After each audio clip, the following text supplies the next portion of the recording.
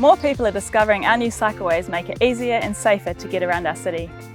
In the last 4 years, there's been an 80% increase in cycle trips into the central city. Cycling isn't for everyone, but every trip by bike eases congestion on our roads and is better for our environment. Here's some tips to keep everyone safe. However you're travelling, be aware of your surroundings, check over your shoulder and make eye contact with others. Be predictable, confident and signal your intentions.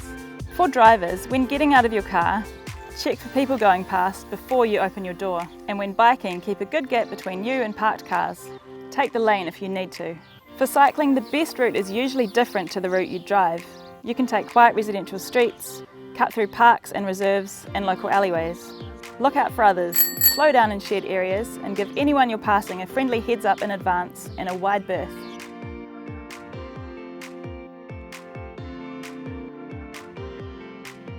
We're all on our way somewhere. However you travel, courtesy, respect and patience by everyone goes a really long way.